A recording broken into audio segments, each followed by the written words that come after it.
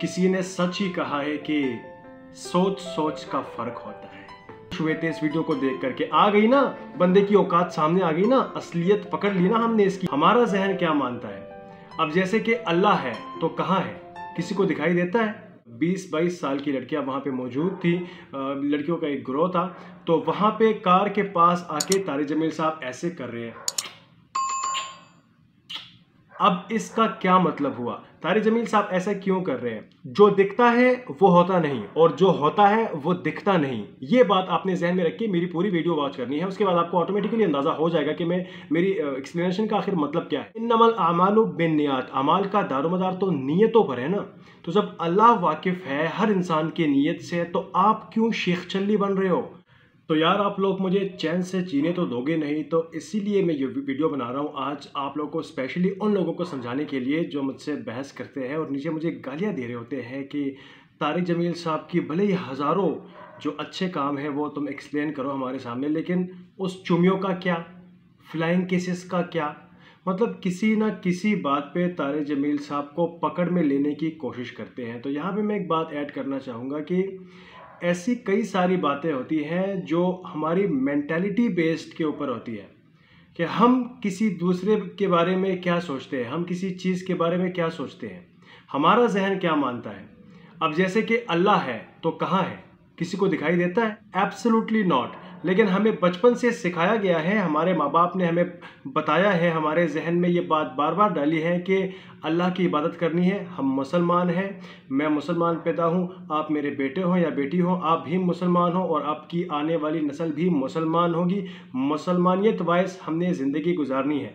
तो ये फितरत वाली बात है, आप फितरतन मुसलमान हैं, वरना तो हमारे ईमान काफ़ी ज़्यादा कमज़ोर है। तो इसीलिए जिस तरह से आप अल्लाह पे यकीन रखते हैं, उसके नज़र ना आने के बावजूद भी अल्लाह आपके सामने है, कि आपको दिखाई दे रहा है नहीं ना, फिर भी ब्लाइंड बिलीव करते हैं ना आप या नहीं। तो इसी तरह जो ब्लाइंड बिलीव है उसी पे हमारा अकीदा है, ईमान है कि बेशक अल्लाह वहदहु ला शरीक है, वाहिद ज़ात है, उसका कोई शरीक नहीं, और बेशक पूरी कायनात को अल्लाह संभाल रहा है। इसी तरह तारिक जमील साहब के अब जो उनके चाहने वाले हैं तकरीबन 6.5 मिलियन लोग, मतलब तकरीबन 60 लाख से ऊपर लोग, ये सिर्फ उनके YouTube के चैनल पे जो मौजूद लोग हैं मैं उनकी बात कर रहा हूँ। अदरवाइज़ पूरी दुनिया में उनके कितने फैंस हैं, उनको किस कदर चाहते हैं, उनकी कितनी इज्जत करते हैं इस्लामिक वाइज, वो तो अलग ही बात है। तो फ्लाइंग केसेस का क्या, ये स्पेशली वीडियो मैं उन लोगों के लिए बना रहा हूँ जिन्होंने बहुत सारे सवाल पूछे मेरी वीडियो के नीचे, जो तारिक जमील साहब की मैंने बनाई है कि तारिक जमील साहब के पीछे बातें बनाना या उनके खिलाफ बातें करना बंद कर दे। तो बहुत से लोगों ने कमेंट किया, अच्छा तो फ्लाइंग केसेस का क्या, वो जहाँ किसी जगह पे वो गए हुए थे, वहाँ जो गर्ल्स कॉलेज या फिर गर्ल्स स्कूल था जो भी, लेकिन वहाँ पे गर्ल्स मौजूद थी, मतलब टीन एजर्स थी या फिर 20-22 साल की लड़कियाँ वहाँ पे मौजूद थी, लड़कियों का एक ग्रोह था, तो वहाँ पे कार के पास आके तारिक जमील साहब ऐसे कर रहे हैं। अब इसका क्या मतलब हुआ, तारिक जमील साहब ऐसा क्यों कर रहे हैं। तो अब जो लोग हेटर्स हैं ऑब्वियसली वो नेगेटिविटी ही ढूंढने लग जाएंगे कि अच्छा आखिरकार बंदा हाथ आ गया, आखिरकार हमने पकड़ ही लिया। आखिर वो जो तारिक जलील साहब उनको कह रहे होते हैं या जो भी जितनी सारी गालियां उनको लोग दे रहे होते हैं, वो बड़े खुश हुए थे इस वीडियो को देख करके। आ गई ना, बंदे की औकात सामने आ गई ना, असलियत पकड़ ली ना हमने इसकी। तो लेकिन दूसरी तरफ जो उनके लवर्स हैं, तो वो उनको चूंकि नेगेटिव नहीं देखना चाहते, मैं ये भी नहीं कह रहा कि वो जानबूझकर ये बात इग्नोर कर दे या फिर इग्नोर कर दिया उन्होंने, ऐसा नहीं है।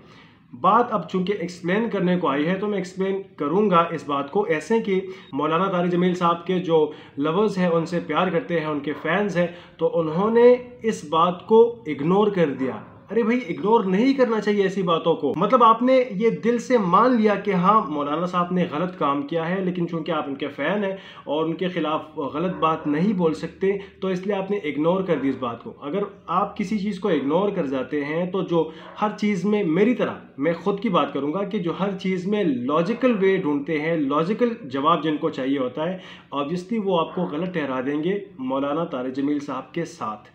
तो इसीलिए उनके लिए आज ये वीडियो है कि देखें जो दिखता है वो होता नहीं और जो होता है वो दिखता नहीं। ये बात आपने जहन में रख के मेरी पूरी वीडियो वॉच करनी है। उसके बाद आपको ऑटोमेटिकली अंदाज़ा हो जाएगा कि मेरी एक्सप्लेनेशन का आखिर मतलब क्या है। तारिक जमील साहब किसेस दे रहे थे। अब अगर मैं ऐसा कहूं कि जो एक बाप है और वो अपनी 3 से 4 साल की बेटी को ऐसे करे तो इसका क्या मतलब हुआ। ठीक वैसे ही अगर वहाँ पे टीन एजर्स लड़कियाँ मौजूद हैं, जबकि तारिक जमील साहब 60 प्लस एक इंसान है, एक शख्सियत है, तो उनकी 60 साल से ऊपर की ज़िंदगी है। अब आप उन बच्चियों को देख लें और दूसरी तरफ उनकी एज को देख लें तो ऑब्वियसली अगर उन्होंने अपने जहन में ये बात रख के उनको फ्लाइंग किसेस दे दिए हों कि ये मेरी बच्चियां हैं, मेरी नवासियां हैं, मेरी पोतियां हैं, मेरी बेटियों की जगह है, तो फिर क्या। क्योंकि इन्नमल आमालु बिन्नियात, अमाल का दारोमदार तो नीयतों पर है ना। तो जब अल्लाह वाकिफ़ है हर इंसान की नीयत से, तो आप क्यों शेख चल्ली बन रहे हो। आपको क्या पता भाई कि कौन क्या कौन सी नीयत पाल के आगे बोल रहा है, बात कर रहा है, या किसी दूसरे को फ्लाइंग किसेस दे रहा है। एक बाप भी तो अपनी बेटी को फ्लाइंग किस दे सकता है ना, या फिर एक भाई भी बहन को फ्लाइंग किस दे सकता है अपनी मोहब्बत में कि मेरी छोटी बहन है, मैं इसकी इज्जत का मुहाफिज हूँ। इस तरह एक शौहर भी अपनी बीवी को फ्लाइंग किस दे सकता है। यार किसी भी रिश्ते में ऐसा मुमकिन है, लेकिन इन्नमल आमालु बिन्नियात, इस्लाम के इस वाले आयत को हम इग्नोर नहीं कर सकते। तो अगर तारिक जमील साहब ने इस वाले एक्ट को अपने दिल में ऐसे रख के कि जैसे ये मेरी बेटियों की जगह है, मुझसे प्यार करती है, मुझे बाप का दर्जा देती है, बाप जैसे मानती है, मुझे बुज़ुर्ग मानती है अपना, तो ऐसे करने से क्या वो दीन से बर्खास्त हो गए। मतलब कोई अकल इस्तेमाल करने वाली बात है यार, कि अगर ऐसे कर दिया तो क्या हो गया। इसका ये मतलब थोड़ी हुआ कि वो अपनी 40 साल जो इस्लाम की खातिर वो अपना एक करियर गुजार के आए हैं और आइंदा से भी अपनी मौत तक उन्होंने इस्लाम को चुना हुआ है, अपनी पूरी ज़िंदगी इस्लाम के ऊपर सर्व की हुई है और आगे भी इंशाल्लाह सर्व करते रहेंगे। तो इस सब का क्या मतलब है। क्या हम उनको इस एक किस की वजह से उनकी पूरी ज़िंदगी को बर्बाद कर दें, उनकी पूरी ज़िंदगी को वातलेस समझ ले कि उनकी पूरी ज़िंदगी ज़ाया हो गई, या उन्होंने आज तक जो भी किया है वो सब मुनाफिकत है। यार ऐसे फैसले तो मेरे ख्याल से इंसान के करने लायक नहीं, बल्कि ऐसे फैसले सिर्फ और सिर्फ अल्लाह की ज़ात तय कर सकती है।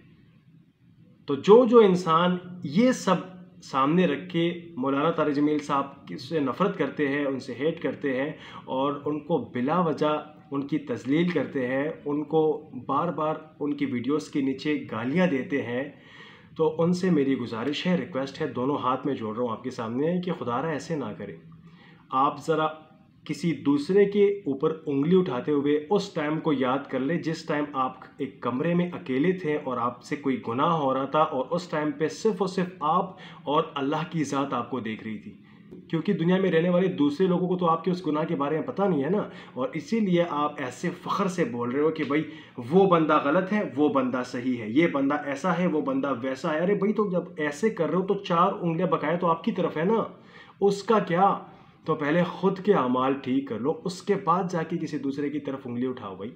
और ये फरमान अली रज़ियल्लाहु तआला अन्हु की एक रिवायत है कि दुनिया का सबसे मुश्किल तरीन काम और दुनिया का सबसे आसान काम, दुनिया का सबसे मुश्किल तरीन काम ये है कि एक बंदा खुद की इस्लाह करे, खुद को किसी गुनाह से रोके या अपने नफ्स पे काबू रखे। जबकि दुनिया का सबसे आसान काम दूसरे इंसान के ऊपर उंगली उठाना है कि इसने ये किया है, उसने वो किया है, ये गुनहगार है, ये मुनाफिक है, और ये कमज़र्फ है, ये खबीस है, ये जलील है, वगैरह वगैरह वगैरह। लेकिन ख़ुद आप क्या हो, जन्नत से आए हुए फरिश्ते हो, या फिर आपके ऊपर अल्लाह ने इसी दुनिया में जन्नत की खुशखबरी सुना दी हुई है, जन्नत की बशारत दी हुई है कि आप जन्नती हो। एक आम से इंसान हो और दूसरे इंसान को वजह तलाश कर करके बेइज्जत करने की कोशिश करते हो।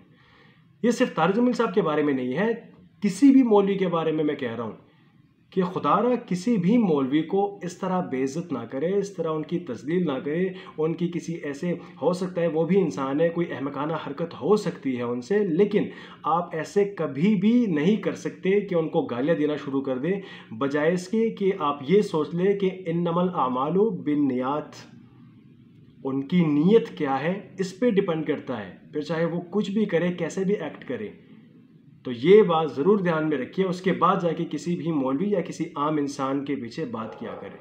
आज शायद मैं इस वीडियो की बदौलत आपको समझा पाया हूं। अगर आप फिर भी नहीं समझे तो प्लीज़ कमेंट में मुझे फिर से बताइएगा, मैं फिर से वीडियो बनाऊंगा और आपको फिर से समझाने की कोशिश करूंगा। इंशाल्लाह जब तक मैं ज़िंदा हूं आप लोगों को मैं समझाता रहूँगा, क्योंकि जो जस्टिफाइड होते हैं ना, उनका ज़मीर मुतमईन होता है कि वो कभी गलत हो ही नहीं सकते। अपना ढेर सारा ख्याल रखिएगा, चैनल को सब्सक्राइब कीजिएगा। अल्लाह हाफिज़। Please subscribe my channel. Thank you.